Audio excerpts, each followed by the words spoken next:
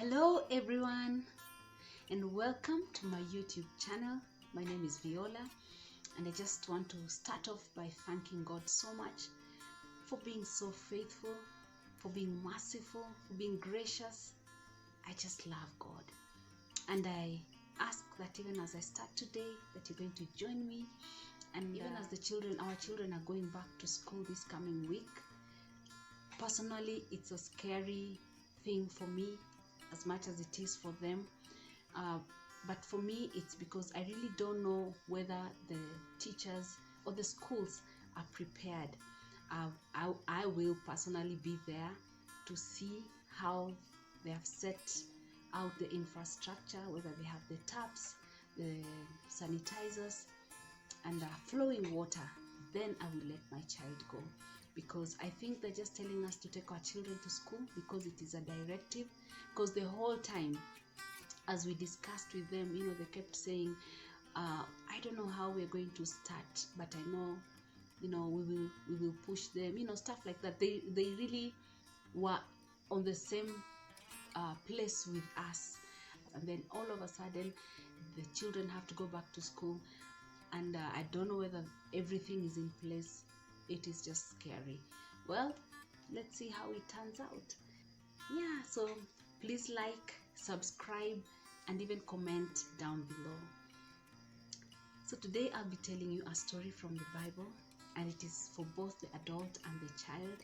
So I'll really appreciate it if you sit back and listen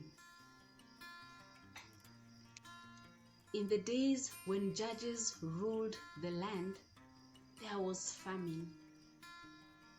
A man from Bethlehem, together with his wife and 2 sons, went to live there for a while in the country of Moab. His name was Elimelech, his wife Naomi, and his 2 sons Mahlon and Chilion. They were Ephrathites from Bethlehem, Judah. And now Elimelech died, and Naomi was left with her 2 sons, Mahlon and Chilion. So these sons married Moabite women, Orpah and Ruth. They lived there for about 10 years, and the 2 sons, Mahlon and Chilion, also died. So Ruth was left without a husband or any children. While she was in Moab, she heard that the Lord had blessed the people of Judah with good crops. And so, together with her 2 daughters-in-law, she decided to return home. And so they set out to the road that led to the land of Judah.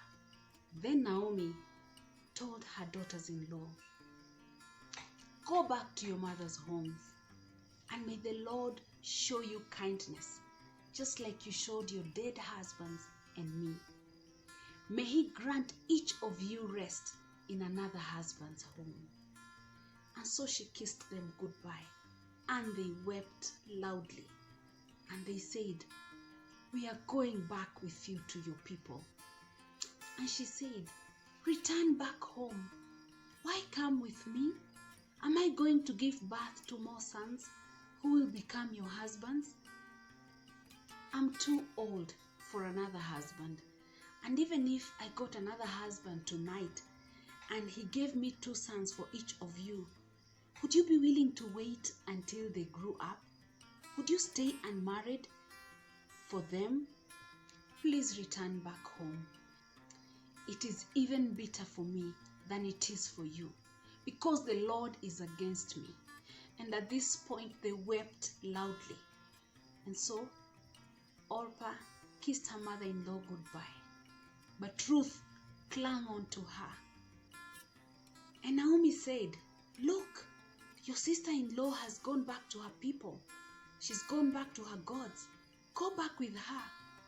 And Ruth said, "Don't urge me to leave you or to turn back from you. Where you go, I will go. Where you stay, I will stay. Your people will be my people. Your God will be my God. Where you die, I'll be buried.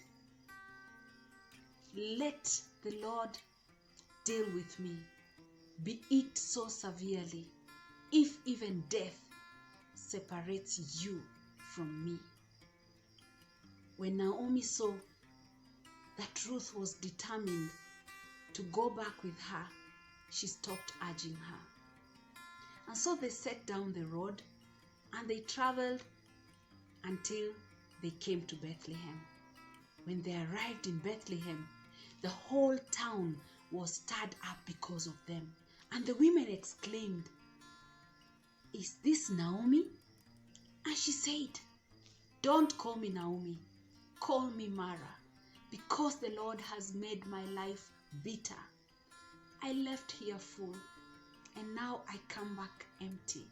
Why call me Naomi? The Lord has afflicted me." And so Naomi returned from Moab, together with her daughter-in-law Ruth, the Moabite. They arrived in Moab just when the barley harvest was just beginning. And that is the first part of a true story that happened a long, long time ago. May you be blessed. Stay safe.